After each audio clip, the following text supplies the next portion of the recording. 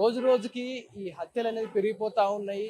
అక్రమ సంబంధాల కారణమా? లేకపోతే ఒకరిపై ఒకరికి అనుమానాలు ఇలా పెంచుకుంటూ పోతూ విభిన్న కారణాలతో భార్యపై అనుమానంతో ఒకరు, భర్తపై అనుమానంతో మరొకరు, ఇలా భార్యని భర్తలు, భర్తలు భార్యని చెప్పుకుంటూ ఇలా కేసులు రోజు రోజుకు చూస్తా ఉన్నాం. సో అలాంటి ఘటనే కుషాయిగూడ పోలీస్ స్టేషన్ పరిధిలో చోటు చేసుకుంటా ఉంది. సో మనం ప్రస్తుతం ఏదైతే చూస్తా ఉన్నామో యూసీఓ బ్యాంక్ ఏదైతే మనం చూస్తా ఉన్నామో యూసీఓ బ్యాంక్ బిల్డింగ్ లో ఉన్నాం. ఈ బిల్డింగ్ కింద ఏదైతే వాచ్మెన్ గా పనిచేస్తా ఉన్న ఒక నివాసం ఉంటున్న ఈ ఫ్యామిలీలో ఒక వాళ్ళ ఇంటికి అతిథులు రావడం జరిగింది. అంటే వాళ్ళ ఆ, బంధువులు ఎవరైతే ఉన్నారో ఈ ఇంటికి రావడం జరిగింది. సో బిల్డింగ్ కి వారు భార్యాభర్తలు ఇద్దరు ఎవరైతే ఉన్నారో బోడ శంకర్ సుమారుగా అతని వయసు 40 సంవత్సరాలు అండ్ మంజుల 30 సంవత్సరాలు తన భార్య వయసు. సో వీరికి ముగ్గురు పిల్లలు కూడా ఉన్నారు. ఇద్దరు ఆడపిల్లలు, ఒక ఆడపిల్ల, ఇద్దరు మగపిల్లలు కూడా ఉండడం జరిగింది. సో వీరి భార్యాభర్తల మధ్య పరస్పరం గొడవలు జరుగుతూ ఉన్నాయి. వీరిద్దరికి గొడవలు రోజు రోజుకు పెరిగిపోతూ ఉన్నాయి. సో ఇవన్నీ కేవలం నచ్చ చెప్పడం కోసం వారు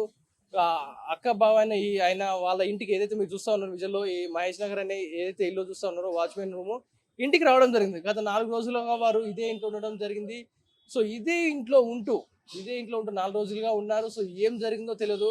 ఆ శంకర్ అనే వ్యక్తి భార్యని అతి కిరాతకంగా సుమారుగా నిన్న నైట్ 11 గంటల సమయంలో కత్తితో తీసుకొని భార్య గొంతుపై కోసేయడం, విచక్షణ రహితంగా కడుపులో పొడి చేసి ఇష్టానుసారంగా ఒక రాక్షసుడిలాగా పొడిచి భార్యను అయితే హతమార్చాడు. సో ఆ సమయంలో భార్య కేకలు వేయడంతో చుట్టుపక్కల స్థానికుల వాళ్ళు ప్రతి ఒక్కరు కూడా అలర్ట్ అయ్యి ఏంటని చూసే ప్రయత్నం చేసే టైంలో ఆ శంకర్ అనే వ్యక్తి ఎవరైతే భర్త ఉన్నాడో భార్యను చంపేసి ఇక్కడి నుంచి పరారవడం జరిగింది. ఈ లొకేషన్ నుంచి అబ్స్కాండ్ అవడం జరిగింది. సో ఆ పోలీసులు తర్వాత వచ్చి ఆ బాడీని అయితే తీసుకొని పోస్ట్ మార్టం నిమిత్తం హాస్పిటల్కి తరలించడం జరిగింది. సో పోలీసులు కేసు నమోదు చేసుకొని దర్యాప్తు అయితే చేస్తా ఉన్నారు. సో హత్య గల కారణాలు ఏంటి, ఇవన్నీ కూడా కారణాలు వెలికి తీస్తా ఉన్నారు. సో మనం విజువల్ చూస్తా ఉన్నాం.